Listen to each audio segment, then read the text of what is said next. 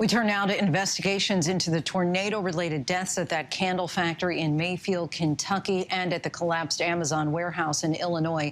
The Labor Department's Occupational Safety and Health Administration, also known as OSHA, is looking into the 8 confirmed fatalities at that candle facility after the factory had already been cited for unspecified safety problems back in March of 2019. In Illinois, the deaths occurred in a part of the facility that was outside their take shelter location. Here to explain federal workplace safety laws is Dr. David Michaels, who headed OSHA from 2009 to 2017. He was the longest-serving administrator in that agency's history. He is currently the professor of public health at George Washington University. Thank you so much, Dr. Michaels, for joining us. My pleasure. So, of course, they're investigating, but walk us through what OSHA actually does in these cases. Well, OSHA will send inspectors into the Illinois facility. Kentucky OSHA state plan will send it into the Mayfield candle factory, and it will look to see if any OSHA standards have been violated. And unfortunately, I would predict that very few standards, if any, have been violated because OSHA doesn't have standards around tornado protection or even emergency response from facilities like warehouses and factories. And these devastating tornadoes are what some call an act of God. In general, what kind of responsibilities do employers have to keep employees safe during these events, especially when there were some advance warnings? Well, you know, severe weather driven by the climate crisis are not acts of God. They're predictable. They may not be preventable, but by proper planning, you can avoid major loss of life. And that appears to be what didn't happen here.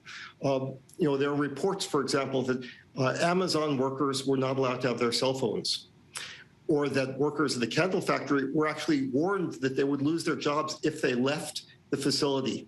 So I think what really needs to happen in these cases is the employer and workers in areas where they risk severe events, like tornadoes or hurricanes or wildfires, need to have a plan. And that has to be done well in advance, because an advance warning of a couple of hours for a tornado is great if you know what you're going to do. But if you don't know, you can see what will happen. And when employees have legitimate workplace safety concerns, do they ever have the right to simply not go to work without risking their job or their pay?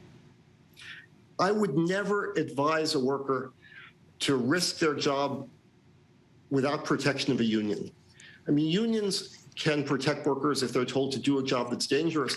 But other than that, an employer can fire a worker who's not in a union for any reason they want. And lastly, from what we know at this point, do you think that Amazon and this candle factory are likely to face any repercussions over the deaths of these workers? I think not from OSHA.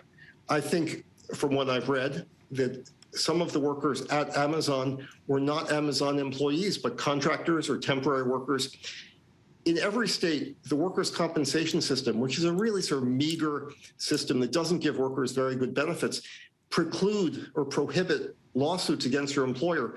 But if you're a temporary worker, if you're a contractor, you can sue that third party. So I would expect we'll see some suits against Amazon for not taking the proper precautions around that, protecting people at that Edwardsville facility. All right, Dr. David Michaels, we thank you so much for your time and your insight. Thank you so much, Lindsay. Hi, everyone. George Stephanopoulos here. Thanks for checking out the ABC News YouTube channel. If you'd like to get more videos, show highlights, and watch live event coverage, click on the right over here to subscribe to our channel. And don't forget to download the ABC News app for breaking news alerts. Thanks for watching.